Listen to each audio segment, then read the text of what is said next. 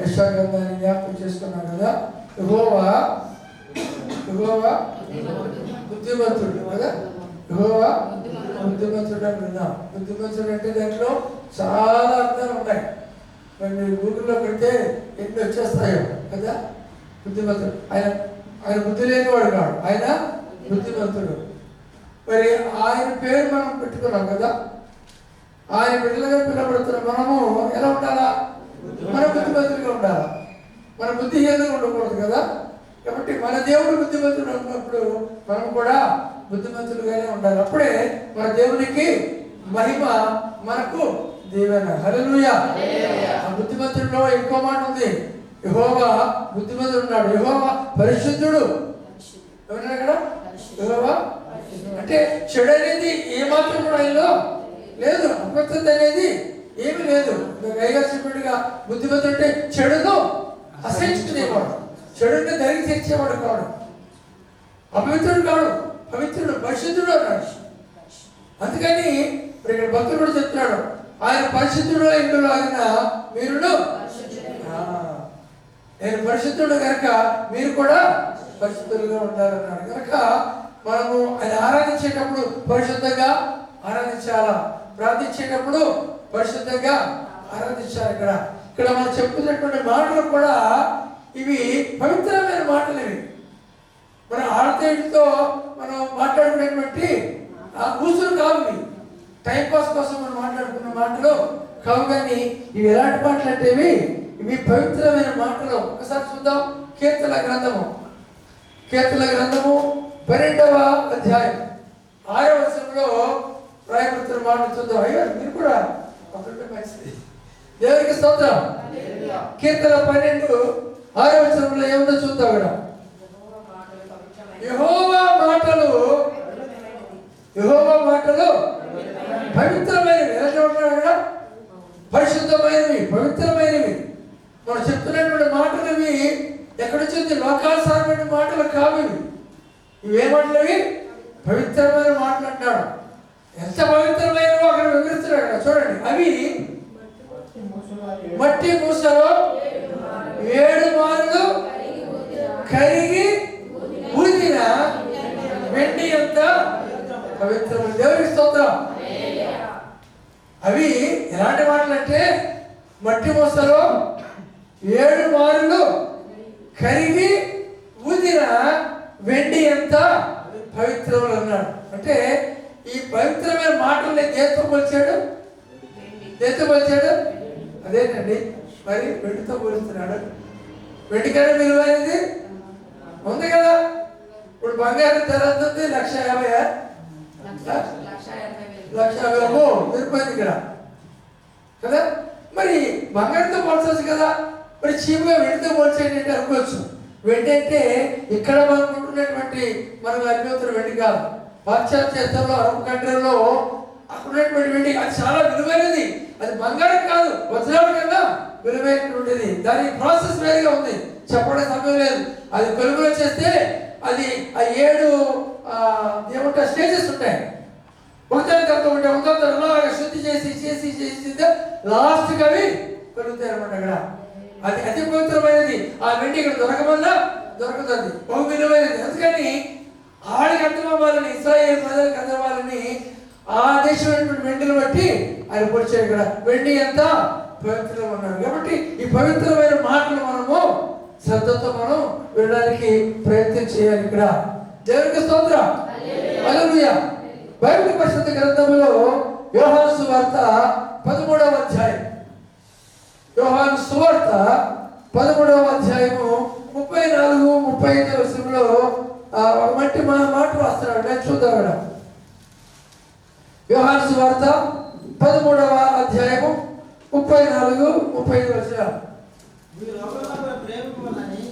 మీరు ఒకరినొకరు ప్రేమింపవలనని మీకు క్రొత్త ఆజ్ఞ ఇస్తున్నాను. ఈ క్రొత్త సంవత్సరంలో దేవుడు ఇచ్చేటువంటి క్రొత్త ఆజ్ఞ. హల్లెలూయా. నిజానికి ఇది క్రొత్త ఆజ్ఞ. ఏమండి? నిజానికి ఇది క్రొత్త ఆజ్ఞ. బాధతే, దేవునికి బాధదే. ఎవరికంటే దేవునికి బాధదే, మనకి మాత్రం కొత్తది. ఎందుకంటే ఆయన ప్రేమించండి ప్రేమించండి ప్రేమించండి అని చెప్పి చెప్పి అలసిపోయాడు, అంతే విసిగిపోయాడు. అందుకని మళ్ళీ కొత్త సంవత్సరంలో అది కొత్తగా మనకు జ్ఞాపకం చేస్తూ ఆజ్ఞిస్తున్నాడు. ఇక్కడ ఏమంటాడు? ఏమిటి ఆజ్ఞ? మీరు ఒకరినొకరు ప్రేమించాలి అని కొత్తగా మళ్ళీ ఈ కొత్త సంవత్సరంలో, ఈ కొత్త సంవత్సరంలో అయినా మళ్ళీ వింటారేమో. 2025లో వెళ్ళలేదు, ఒకసారి 26లో నేను చెప్పి చూస్తాను, ఇప్పుడైనా నా మాట వింటారేమో అని కొత్తగా నేను మీకు ఆశిస్తున్నాను అన్నాడు. దేవునికి స్తోత్రం. ఆ తర్వాత ఏమన్నాడు? మీరు ఒకరి ఎడల ఒకడు ప్రేమ గలవారైన ఎడల ఇదును బట్టి మీరు నా శిష్యులని అందరూ తెలుసుకుంటారు. కొందరు అందరా? కొందరు అందరా? అందరూ మీరు ప్రేమ గలవారని సంగతులు తెలుసుకుంటారు. మన ప్రేమ వరకు ఇక్కడ వరకే పెరుగుతాం. ప్రజల శిష్యులు, ప్రజల బ్రదరు బాగున్నారా అని ఇక్కడే వచ్చుకోవడం కూడా. మన ప్రేమ అంతా ఎంతవరకు? ఈ 4 గోడల మధ్యలో ఉన్న సంఘంలోనే. కానీ ప్రేమ ఉండాలా సంఘంలో మాత్రమే కాదు, కానీ సమాజంలో కూడా ఉండాలా. మనము ఒకరి ఎడల ఒకరు ప్రేమ కలిగి ఉండాలా. మనము అందరినీ ప్రేమించేవారుగా ఉండాలి ఇక్కడ. అలాగే మనం ఒకరి ఎడల ఒకరు ఐక్యత కలిగి ప్రేమ కలిగి ఉంటే అందరూ తెలుసుకుంటారు. కొందరు కాదు, సమాజం అంతా తెలుసుకోవాలా. క్రైస్తవులు వీళ్ళు ప్రేమ గలవారు. వీరందరూ కూడా ఒక సంఘముగా కాదు, ఈ సంఘం ఒక కుటుంబముగా కలిసిమెలిసి ఉంటారు. ఎవరికైనా కష్టం వచ్చినా వెంటనే స్పందిస్తారు. ఇక్కడ మన కుటుంబంలో ఎవరికైనా బాగలేదు అనుకోండి, ఇప్పుడు తమ్ముడు బాగలేకపోతే అన్న కానీ లేకపోతే తల్లి కానీ ఆడు బాగలేదు కదా, ఆడు పడతాడు, వదిలేస్తామా? వెంటనే తల్లి తండ్రి అన్న అక్క చెల్లి అందరూ కూడా స్పందిస్తాం. వెంటనే వాళ్ళని హాస్పిటల్ పట్టుకెళ్తాం. ఎవరికైనా కడుపు నొప్పి వచ్చింది అనుకోండి, నొప్పి వచ్చింది ఆడికి కదా, ఆడు పడతాడు, వదిలేస్తామా? అమ్మో కడుపు నొప్పి అంటే అందరూ కూడా స్పందిస్తాం, అందరూ తీసుకెళ్తాం హాస్పిటల్కి. ఎవరికి ఏ చిన్న బాధ కలిగినా అది అందరి బాధ కాదు. ఎందుకంటే కుటుంబంలో ఏ ఒక్కరికి ఏ చిన్న సమస్య వచ్చినా అది అందరి సమస్యగా చూస్తాం. అలాగనే మన సంఘంలో ఎవరికి ఏ సమస్య వచ్చినా, ఎవరికి శోధన వచ్చినా, ఎవరికి బాధ వచ్చినా, ఎవరికి వ్యాధి వచ్చినా అందరము స్పందించాలా, అందరము వారితో సహకరించాలా, ఆ బిడ్డల కొరకు మనము ప్రార్థించాలా.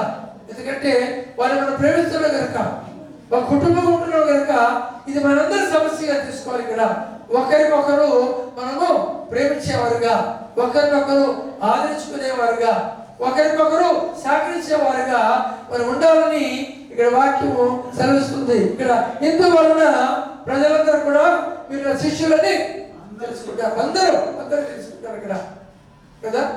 మనం తెలుసుకుంటే కాదు, కానీ ప్రజలందరూ తెలుసుకోవాలంటే సమాజంలో కూడా ఈ ప్రేమను మనము పంచేవారుగా ఉండాలని అక్కడ చెప్తున్నాను. ఇక్కడ ఒక ఉదాహరణ మీకు చెప్తున్నాను.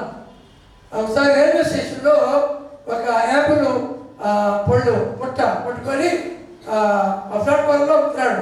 యాపిల్ పళ్ళు అమ్మా, యాపిల్ పళ్ళు అని అమ్ముతున్నాడు. ఇక్కడ ప్లాట్ఫామ్ అంతా ఖాళీగా ఉంది, అందరూ కూడా కూర్చున్నారు, సెలవు తీసుకుంటున్నారు, మాట్లాడుకుంటున్నారు. ఇక్కడ ఖాళీగా ఉంది, హ్యాపీగా అయినా అమ్ముకుంటాడు. ఈలోగా అనౌన్స్మెంట్ అయింది, పలానా మెయిల్ ఎక్స్ప్రెస్ వస్తుందని, పలానా ప్లాట్ఫామ్కి వస్తుందని. అందుకని అంతవరకు ఖాళీగా ఉన్నటువంటి వాళ్ళందరూ కూడా బ్యాగులు పట్టుకుని రెడీ ఉన్నారు. ట్రైన్ వచ్చేసింది. ట్రైన్ మీద కదా ఒక ముప్పుగా అందరూ కూడా ట్రైన్ దగ్గరికి వెళ్ళి ఒకరికొకరు దోచుకుంటూ సీట్లు దొరుకుతాయో లేదో, తర్వాత భర్తలు ఎవరెవరు ఏంటున్నాయని అందరూ దోపిడిగా కూడా వెళ్ళిపోయారు. అక్కడ వెళ్ళిపోతే కల్లా ఈ పొట్లాడు వెళ్తున్నాడు, వాళ్ళ కొట్టాడు. ఎందుకంటే ఎవరు చూసుకోకుండా ఎవరు అయామలో ఎవరు అరాలో వాళ్ళు ఉన్నారు. వాళ్ళు వెళ్ళి వాళ్ళు చూసుకుంటూ వెళ్ళిపోయారు. ఇక్కడ వాడు ఎవరు చూసాడు, ఈ పళ్ళతోటి పళ్ళతో పాటు ఇది పడిపోయాడు. పడిపోతే ప్లాట్ఫారం నిండా వాళ్ళు పడిపోయి ఎవడు పట్టించుకోవాలి. అందరూ కూడా ట్రైన్ వెళ్ళిపోతుంది కదా, ట్రైన్ అవుతుంది మన గురించి కొద్ది నిమిషాలు అవుతుంది. ఇక్కడ ఎవరు అందరూ కూడా ఎక్కిపోయారు, వాళ్ళు వెళ్ళిపోతారు. ఎవరు అన్నవాళ్ళు వాళ్ళు వెళ్ళిపోతున్నారు.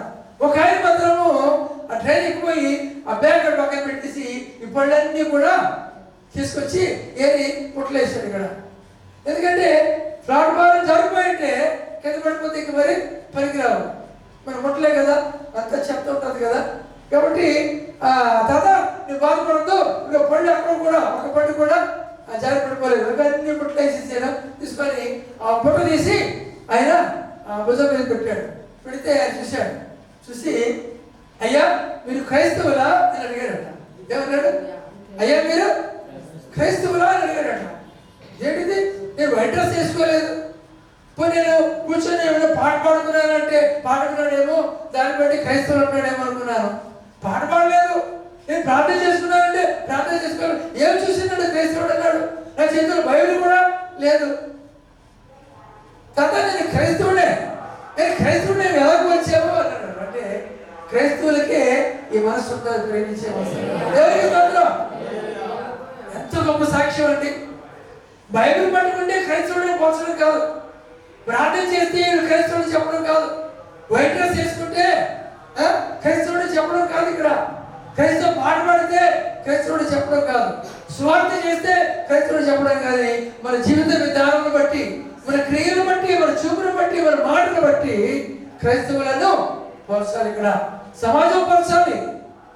ఆయన మనం చేసేటువంటి కార్యాలు బట్టి, ప్రేమ కార్యాలు మనం చేసేవారిగా ఉండాలి. అంటే మన ప్రేమ ఇతరులు గమనించగలగాలి. ఇక్కడ ఇందును బట్టి మీరు శిష్యులని అందరూ తెలుసుకోవాలి. సంఘం తెలుసుకుంటే ఒక సంగతి కాదు, సమాజంలో ఉన్న వారందరూ తెలుసుకోవాలంటే మనం అటువంటి ప్రేమ గలవారుగా, ఐక్యత కలిగిన వారుగా ఉండాలి. సహోదరులు ఐక్యత కలిగి నివసించుట ఎంత మేలు, ఎంత మనోహరం. ఈనాడు విచారకరమైన విషయం ఏంటంటే సంఘంలోనే ఐక్యత లేక ఒకరికొకరు విభేదాలు వస్తున్నాయి. అది అంతరం వస్తుంటే అక్కడ సంఘం చీలిపోయే పరిస్థితికి వచ్చేస్తుంది. అక్కడ ఆఖరికి రెండుగా విభాగింపబడి రెండు ఆడలు చేసుకునే పరిస్థితి ఏర్పడుతుంది. ఇక్కడ దీనివల్ల ఆ ఐక్యత అనేది లేని వల్ల ఒకరి మాట అంటే ఒకరికి పొందలేని పరిస్థితి ఉంటుంది ఇక్కడ. కానీ మనం అలాగా ఉండకూడదు. ఇది దేవుడికి అవమానం. మనం కలిసికట్టుగా ఉంటే, ఒక కుటుంబముగా ఉంటే, ఐక్యత కలిగి ఉంటే, ప్రేమ కలిగి ఉంటే అది దేవునికి మహిమ, మనకు దీవెనని చెప్పడానికి ఇష్టపడుతున్నాను. ఇక్కడ మరి 1వ యోహాను రాసిన మొదటి పత్రిక, యోహాను రాసిన మొదటి పత్రిక 3వ అధ్యాయం, 1వ యోహాను 3వ అధ్యాయము 14-15 వచనంలో వ్రాయబడిన మాట ఒకసారి జ్ఞాపకం చేసుకుందాం. 1వ యోహాను 3వ అధ్యాయం 14-15 వచనం చూద్దాం. మనము సహోదరులను ప్రేమించుచున్నాము కనుక మరణంలో నుండి జీవములోనికి దాటి ఉన్నామని వెలుగుతుము. దేవుడికి స్తోత్రం. మళ్ళీ చదవండమ్మా. మనము తోటి సహోదరుని ప్రేమించుచున్నాము కనుక మరణంలో నుండి జీవములోనికి దాటి ఉన్నామని తెలాలి. ఇక్కడ 1వ యోహాను 3వ అధ్యాయము 14-15 2 వచనాలు. 1వ యోహాను 3వ అధ్యాయము 14-15 వచనంలో రాయబడిన మాట అంటే సహోదర ప్రేమ మనము కలిగి ఉన్నాము కనుక మనము నిత్య జీవానికి వారసులు అవుతున్నాం, జీవగలవాడిగా ఉన్నాం. క్రీస్తు యొక్క స్వరూపం మనలో ఉన్నది అని మనకు తెలుసు. ఇక్కడ సహోదరుని మనం ప్రేమించకపోతే మనం ఏంటంటే ఇక్కడ మన మరణంలోనే ఉన్నట్టు లెక్క. జీవగలిగిన వారము మనము కామని జ్ఞాపకం చేసుకోవాలి. ఇక్కడ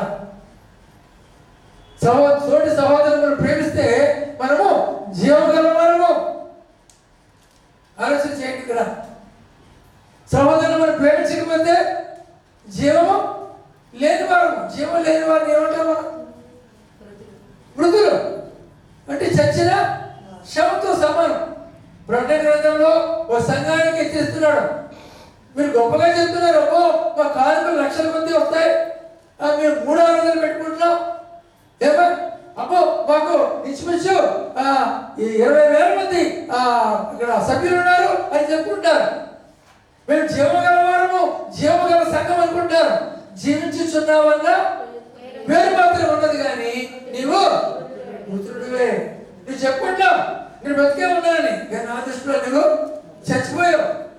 జస్ట్ లైక్ డెడ్ బాడీ కదా. శ్రమ అయిపోతే శ్రమానికి విలువ ఉంటుందా?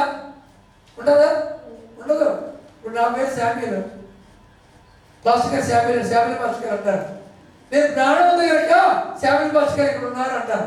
నేను ఇక్కడ కూర్చున్నా శామ్యుల్ పాస్టర్ గారు ఇక్కడ కూర్చొని అంటారు. అదే ప్రాణం పోయింది అనుకోండి, శామ్యుల్ పాస్టర్ గారు కూర్చొని అంటారు, శ్రమ అక్కడ పడింది అంటారు. అక్కడ అంతేనా? బాడీని ఎప్పుడు తీసుకెళ్తారు అంటారు. అంతేగాని శామ్యుల్ ఎప్పుడు తీసుకెళ్తారు అంటారు అంటారండి. మరి పేరు ఉండదు, పేరు ఎగిరిపోతుంది. ప్రాణం ఎప్పుడైతే పోయిందో పేరు పుష్పాకి అంతే. బాడీని ఎప్పుడు పెట్టుకెళ్తారు? ఎంతసేపు ఉంటారు ఇక్కడ? ఇక అక్కడ అందరూ ఉన్నారు, ఇక్కడ వాళ్ళందరికి ఇబ్బంది కదా. నేను ఉన్నాడు అక్కడ ఇబ్బంది ఎందుకు? ప్రాణం లేదు కనుక. ప్రాణం లేకపోతే విలువ ఉండదు. కాబట్టి సహోదరు ప్రేమ లేకపోతే మనము శవంతో సమానం, మృతుడితో సమానం. సహోదరుడు ఐక్యత కలిగి ఉంటే, ప్రేమ కలిగి ఉంటే మనము నిత్య జీవానికి వారసులుగా ఉంటాం, జీవగల వారముగా ఉంటాడు. మరొకసారి చదవండి అన్నమాట. మన సహోదరులను ప్రేమిస్తున్నాము కనుక మరణములో నుండి, మరణం అనేది మనకు ఉండదు. మన మరణంలో లేవు, ప్రాణం లేని వారము కాదు, ప్రాణం ఉన్నవారము, జీవగల వారం అని ఇక్కడ చెప్తున్నాడు. తర్వాత చదవండి ఇక్కడ, ప్రేమ లేనివాడు ప్రేమ లేనివాడు అంటే శవంగా పడున్నాడు లెక్క. వాడు సంగతుడు కాడు. ఎవరాడు? శవం. అంతే. ప్రేమ లేనివాడు ఇంకా మరణంలోనే పుట్టుకులాడుతున్నాడు. మన ఊపిరితో ఉన్నాడని చెప్పుకోవచ్చు కదా. చదవండి. ఇక్కడ మరొక భయంకరమైన మాట ఉంది. అక్కడ గంభీరమైన మాట ఉంది. ఏమంటాడు? తన సహోదరులను ద్వేషించేవాడు ఎవరండి? సహోదరుని ద్వేషించేవాడు ఎవరంటారు? వాళ్ళు ఏమంటున్నారు? పేరు పాస్టర్ గారు అంటున్నారా? ఎవరన్నా అంటున్నారా? డాక్టర్ అంటున్నారా? బిషప్ అంటున్నారా? ఏం పేరు పెట్టాడు? వాడు ఎవడు? మర్డర్ చేసినాడు. నరహత్య కూడా అంటే నరహత్య చేసేతో సమానం పడ్డాడు. సహోదరుడు కనుక మనం ద్వేషిస్తే వాడు ఎవడు? వాడు నరహంతకుడు. ఎవరు చెప్తున్నారు ఈ మాటలు? ప్రభు చెప్తున్నటువంటి మాటలు ఇక్కడ చాలా స్పష్టంగా చెప్తున్నాడు. మనం నరహంతకులతో సమానం అయిపోతా ఉంటాం. చచ్చిపోయినట్టు వేరే ఉన్నాడు అంటే నరహత్య మర్డర్ చేసి వచ్చాడండి. అది ఎంతగా చట్టబద్ధులది మనకి. నరహంతకుడితో మనం సమానం అయిపోతాం అనే మాట అక్కడ వాడు చెప్తున్నాడు. ఇక్కడ చూడండి, ఇక్కడ కనుక జాగ్రత్త సమా, నువ్వు ప్రేమించకపోతే పోయావు, కానీ ఎవరిని కూడా ద్వేషించకూడదు, అసహించుకోకూడదు. వీలైతే నువ్వు ప్రేమించు, లేకపోతే లేదు. కానీ ఎవరిని కూడా నువ్వు ద్వేషించవద్దు. ద్వేషిస్తే నువ్వెవరితో సమానం? నరహంతకుడితో సమానం. జ్ఞాపకం చేసుకోవాలి. ఇక్కడ 1వ యోహాను 2వ అధ్యాయం, యోహాను రాసిన మొదటి పత్రిక 2వ అధ్యాయము 10-11 వచనంలో ఏమంటుందో చూద్దాం. అక్కడ తన సహోదరుని ప్రేమించేవాడు వెలుగులో ఉన్నవాడు, అతని యందు అభ్యంతరకరమైన ఏదియూ లేదు. ప్రేమించకుండా ద్వేషించిన వాడు చీకటిలో ఉండి చీకటిలో నడుచుచున్నాడు. వెలుగులో నడుస్తున్నాం అనుకున్నాం, కానీ సహోదరుని కనుక ద్వేషిస్తే మనము చీకటి భారము. మన యేసయ్య వెలుగే ఉన్నాడు కదా. నేను లోకములకు వెలుగే ఉన్నాను అన్నాడు. ప్రేమ అనేటువంటి వెలుగును కలిగి ఉన్నాడు. పరిశుద్ధత అనే వెలుగును కలిగి ఉన్నాడు. కనుక ఆయనను వెంబడించేటువంటి మనము కూడా వెలుగుమయముగా ఉండాలి.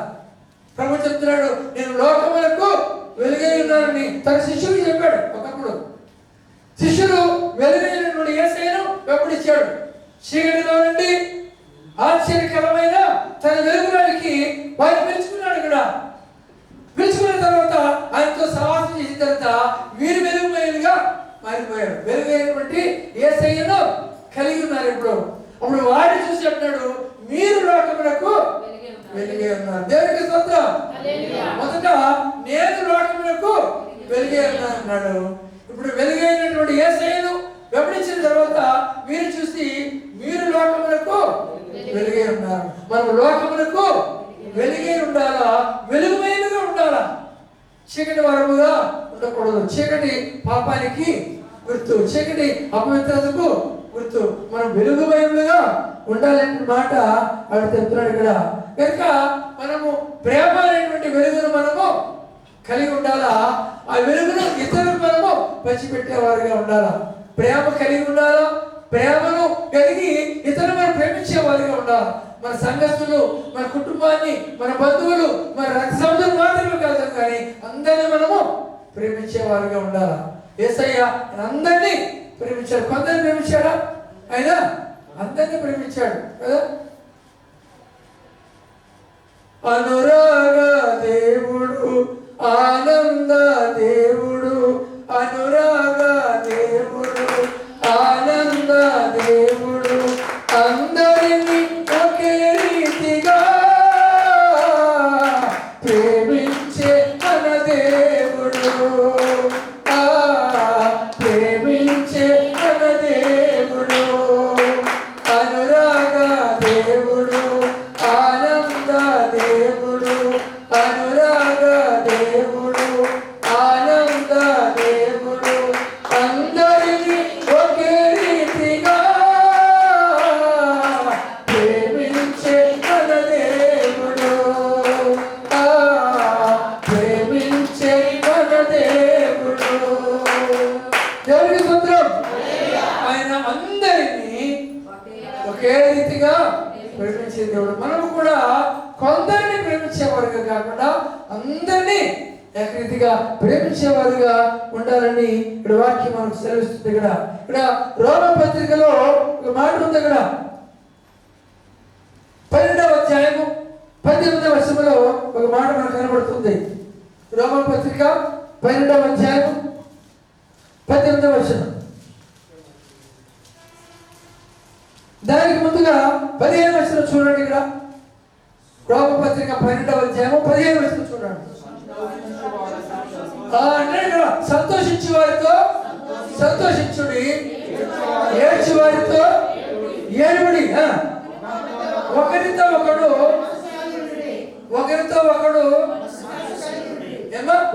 ఒకడు మనస్సు కలిసి ఉండడు. అంటే ఒకరి హృదయాలు ఒకడు కలిసిపోవాలి. ఒకరితో ఒకడు మనసు కలిగి మనందరికీ కూడా ఏక మనసు కలిగి ఉండాలి. ఇక్కడ ఫిలిప్పీయులకు రాసిన పత్రిక 2వ అధ్యాయం ఇక్కడ మీరు ఏక మనసు గలవారై, ఏక ప్రేమ, ఏక ఆత్మ కలిగారు, ఒక్కదాని ఉందే మనసు చుచ్చు నా సంతోషమును సంపూర్ణము చేయడం అన్నారు. ఇక్కడ ఏక మనసు కావాలి.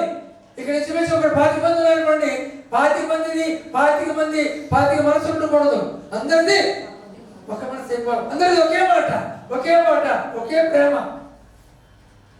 ఒకే ఆలోచన, ఒకే తాత్పర్యం కలిగి ఉండాలి. ఏక భావము గలవారిగా ఉండాలి. ఇక్కడ ఏ జరుగుతున్నా అందరూ ఒకే మాట మీద ఉండి దాన్ని చేయడానికి ఇష్టపడాలి. ఇక్కడ అయ్యగారితో అందరూ కూడా ఒకే విధముగా ఏకీపించాలి. అప్పుడే గొప్ప కార్యాలు మనము చేయగలుగుతాం. కూడా ఇక్కడంటే ఇక్కడ సంతోషించే వారితో సంతోషించుడి, ఏడ్చే వారితో ఆ పని చేస్తున్నాం. మనం కూడా ఎవరైనా ఒక శుభకార్యం చేసుకున్నారంటే ఒక పుట్టినరోజు కానీ, లేకపోతే మ్యారేజ్ డే కానీ, పెళ్లి కానీ, ఇంకేమైనా శుభకార్యం చేస్తుంటే పిలిచి వెళ్తున్నావా? హలో, మా ఇంటికి రాలేదు కాబట్టి నేను ఇంటికి వెళ్ళా పడదు కొంతమందికి కదా. ఏ పరిస్థితి వచ్చిందండి, హాలిడే నేను ఎందుకు వెళ్ళాలి అంటాం. సంతోషించే వారితో మనం సంతోషించలేకపోతున్నాం. ఇంక ఏడ్చే వారితో మనం ఏమిస్తాం? వాళ్ళు సంతోషం ఉన్నప్పుడు వెళ్ళకపోతున్నాం, ఇక కష్టం ఉన్నప్పుడు వెళ్తాం. ఎలా నేను అలా కాదు. ఇక్కడ అన్ని విషయాల్లో మనము అందరితో పాల్గొనాలా, కలిసి ఉండాలి. అంటే అక్కడ అంటున్నాడు ఒకరితో ఒకరు మనసు కలిసి ఉండుడి అనే మాట చెప్తున్నారు. ఇక్కడ అది కొంచెం కష్టమే కదా. కష్టం, అందరితో కలిసి ఉండడం కష్టం, అందరినీ ప్రేమించడం కూడా కష్టమే. మనం కొందరిని ప్రేమిస్తున్నాం కానీ దేవుడు యేసయ్య కొందరిని ప్రేమించలేదు. కొందరిని ప్రేమించాడా? ఆయన అందరినీ ప్రేమించాడు. దేవుడు లోకమును ఎంతో ప్రేమించెను, దేవుడు లోకమును ఎంతో ప్రేమించెను, నిన్ను నన్ను ధరలో ప్రతి వారిని, నిన్ను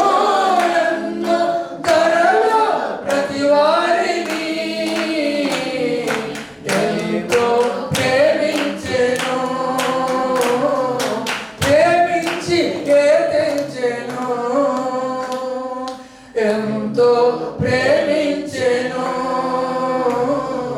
ప్రేమించి ఏదించెను. దేవుడు లోకమును ఎంతో ప్రేమించెను. దేవునికి స్తోత్రం. ఆయన నిన్ను నన్ను ధరలో ఉన్న ప్రతి వారిని, కొందరిని కాదు అందరినీ ఆయన ప్రేమించేవాడు. దేవుడు లోకమును ఎంతో లోకమును ఉన్న వారందరినీ ప్రేమించాడు. కాబట్టి మనం కూడా ఆయన నామాన్ని ధరించాం, క్రీస్తు నామాన్ని ధరించుకుందాం. క్రీస్తు బిడ్డగా పిలువబడుతున్నాం కనుక క్రీస్తు ప్రేమను మనము కలిగి ఉండాలి. ఆఖరిగా ఆ 18వ వచనం చూద్దాం. ఇక్కడ ఏమంటాడు? రోమా పత్రిక 12వ అధ్యాయం 18వ వచనం. సఖ్యమైతే మీ చేతనైనంత మట్టుకు సమస్త మనుషులతో సమాధానముగా ఉండు. సఖ్యమైతే అదంతా ఇట్స్ నాట్ సో ఈజీ కదా, చాలా కష్టం. కొందరితోటి సఖ్యంగా ఉంటాం, అందరితోటి మనము ఉండలేము. కొంతమంది పడతాం. కానీ మనం ఈనాటి నుండి ఈ నూతన సంవత్సరంలో అందరితోటి సఖ్యతగా ఉందాం అంటాడు. సఖ్యమైతే సమస్త మనుషులతో, ఎవరితో విభేదాలు పెట్టుకోకండి, ఎవరి మీద కూడా బాధ పెట్టుకోకండి. ఇక్కడ సమాధానంగా ఉండాలి. అంతే మాకు కాదు, మనం సమాధానంగా ఉండాలి. ఒకవేళ ఎవరైనా సమాధానంగా లేకపోతే వారిని మనము సమాధానపరచాలి. ఎవరైనా ఒకవేళ మాట్లాడుకొని కలగకపోతే ఎడమొక్క పెట్టి అసలు ఎందువల్ల వచ్చింది, ఎందుకు వీళ్ళ వ్యవహారం వచ్చింది, ఎక్కడ అసలు ఇక్కడ ఏదో మనసు పడితే కమ్యూనికేషన్ గ్యాప్ వచ్చింది అని మనం ఎందుకు మాట్లాడడం లేదు, వాళ్ళు ఎందుకు మాట్లాడడం లేదు అని అడిగి తెలుసుకొని వాళ్ళని మనం కలపాలి.